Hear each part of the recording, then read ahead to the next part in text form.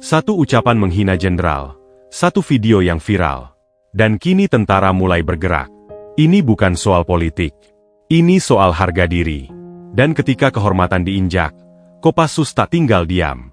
Karena bagi mereka, darah boleh tumpah, tapi harga diri tak boleh jatuh. Pasukan elit Kopassus datang mengamuk ke markas Ormas GRIP. Saksikan videonya. Ini bukan drama, ini nyata.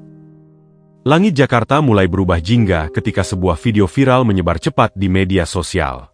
Dalam video itu, seorang pria dengan jaket hitam berlogo GRIP berdiri di depan media.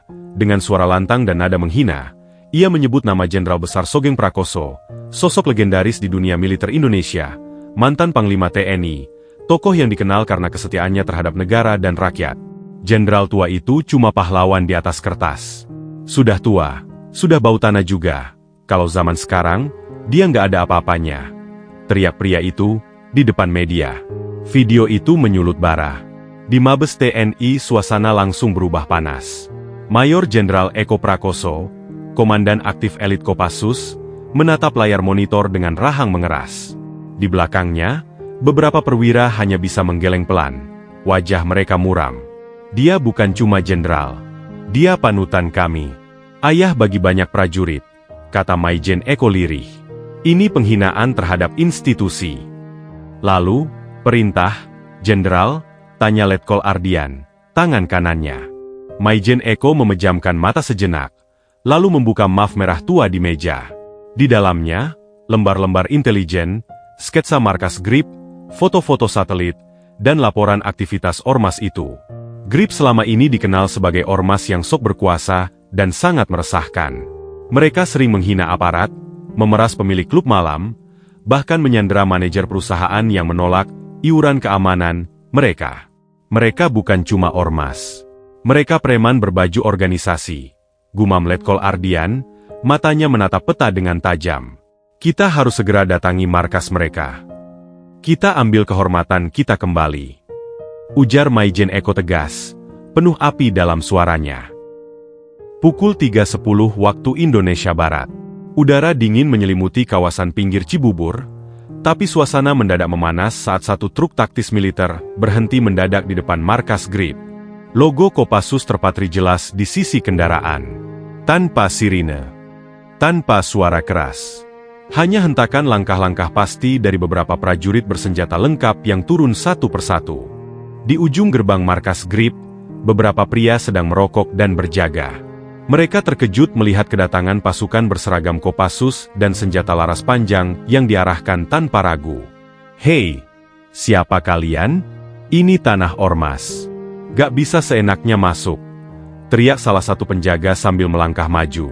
Kapten Bagas hanya menatap dingin. Mundur, atau tumbang. Orang itu tertawa kasar, tapi tawanya terpotong peluru karet yang menghantam dadanya, membuat tubuhnya terpelanting ke belakang menghantam gerbang besi. Kepanikan meledak. Anggota GRIP yang berada di dalam langsung keluar membawa tongkat besi, celurit, dan senjata api rakitan. Namun mereka tak punya waktu untuk menyusun formasi. Pasukan elit Kopassus bergerak seperti bayangan. Senyap, cepat, mematikan. Dalam hitungan detik, jalan depan markas berubah menjadi zona tempur. Peluru karet, gas kejut, peluru tajam ditembakkan terarah. Belasan anggota GRIP terkapar di aspal. Sebagian meraung kesakitan, sisanya terdiam karena tidak mampu bergerak.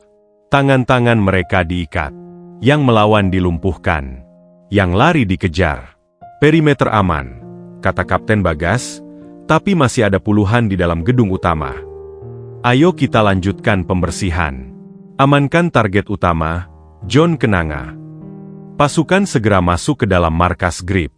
Rumah itu ternyata lebih besar dari dugaan awal. Ruangan-ruangan bawah tanah tampak seperti lorong-lorong bunker. Di sana mereka menemukan lebih dari sekadar anggota ormas.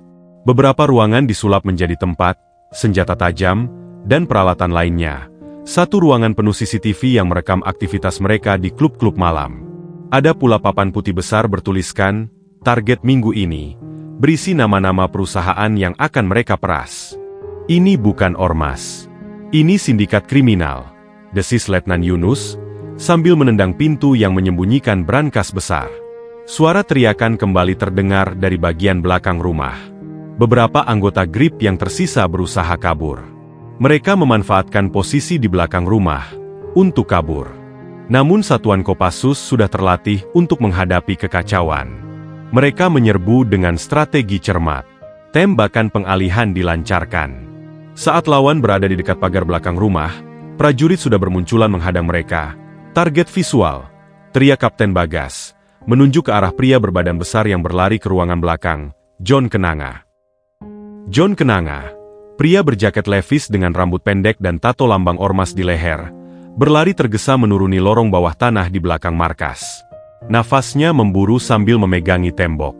Di belakangnya, suara tembakan dan teriakan rekan-rekannya yang tumbang membuat langkahnya semakin panik.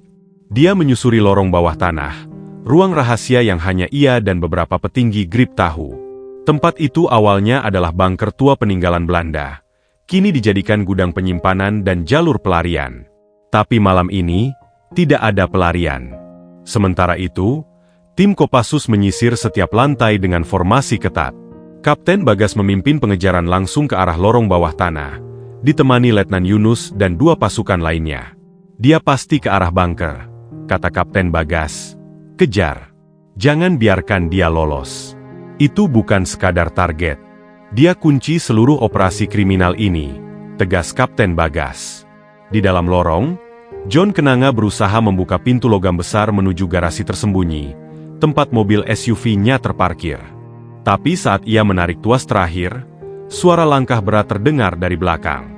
John Kenanga, teriak Letnan Yunus, mengacungkan senjata. Angkat tangan, diam di tempat dan segera berlutut. John menoleh cepat dan ia tetap berusaha untuk kabur. Tim Kopassus menembak dengan tembakan terarah, tidak untuk membunuh, tetapi melumpuhkan. Satu peluru menghantam bahu John, membuatnya terlempar ke lantai. Ia meraung kesakitan sambil merangkak mundur. Darah mengalir dari bajunya. Sudah habis waktumu, kata Kapten Bagas. Dengan cepat, tangan John diborgol dan tubuhnya diseret keluar lorong. Sementara itu, tim lainnya berhasil mengamankan dokumen-dokumen penting dari ruang rahasia. Daftar perusahaan yang diperas, transaksi dengan pengusaha besar, bahkan transaksi dengan oknum pejabat. Semuanya terdokumentasi rapi. Taktik mereka tidak lagi sekadar pemerasan. Ini sudah jaringan kejahatan terorganisir yang menyentuh banyak lapisan. Pukul 6.12 WIB, operasi dinyatakan selesai. Matahari mulai menyibak langit timur, menyinari markas GRIP yang porak-poranda. Anggota prajurit dan Kapten Bagas segera membawa anggota Ormas GRIP. Dan Kapten Eko yang berdiri di dekat mobil militer di pinggir jalan, memandang anggota Ormas GRIP yang diborgol di jalan depan markas mereka, dan beberapa anggota Ormas yang ditangkap duduk berbaris dengan tangan diborgol. Ini bukan balas dendam, ujarnya pelan. Ini penegakan kehormatan. Bangsa ini terlalu lama membiarkan para penghina merajalela tanpa batas. Pecahnya topeng nasionalisme palsu, di sebuah ruang interogasi militer yang dingin dan penuh tekanan, John Kenanga duduk membisu. Kedua tangannya terborgol di atas meja logam. Wajahnya lebam, bukan karena pukulan, tapi karena benturan keras saat ia ditangkap dalam penggerbekan mendadak tadi. Seragamnya lusuh, berkeringat, dan aroma ruangan itu terasa seperti campuran antara besi, kopi basi, dan ketegangan yang menggantung. Kapten Bagas, bersama 2 penyidik militer lainnya, duduk di hadapannya. Di meja terbentang dokumen hasil penggerbekan markas GRIP, organisasi masyarakat yang selama ini bergerak di bawah kedok nasionalisme, tapi sejatinya adalah kelompok paramiliter yang menebar ancaman dan pemerasan. Kapten Bagas menatap tajam. Siapa yang mendanai kalian? John diam. Matanya menatap lurus ke arah lampu di langit-langit, seolah sedang menimbang jawaban yang akan mengguncang banyak hal. Lalu bibirnya menyeringai, getir. Kalian pikir ormas seperti kami bisa berdiri sendiri, tanpa restu orang besar di atas sana? Tanyanya retoris. Ada siapa di atasmu? Desak Kapten Bagas lagi, kali ini lebih keras, lebih menuntut. John akhirnya menunduk. Napasnya berat. Perlahan, ia menyebut satu nama. Sebuah nama yang selama ini dielu-elukan rakyat sebagai pembela kaum kecil.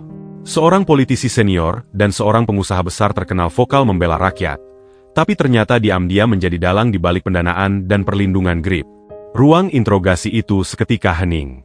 Tak ada yang menyangka bahwa kebenaran sebusuk itu tersembunyi di balik wajah seorang pengusaha kaya. Hari-hari berikutnya, tim militer dan intelijen bergerak cepat. Mereka membongkar bukti transaksi bank yang mencurigakan, menelusuri komunikasi terenkripsi yang ternyata mengarah pada pertemuan-pertemuan rahasia di villa-villa mewah dan kafe-kafe elit. Satu persatu potongan puzzle terpasang. Foto, video, rekaman suara, hingga saksi-saksi kunci yang sebelumnya bungkam kini mulai bicara.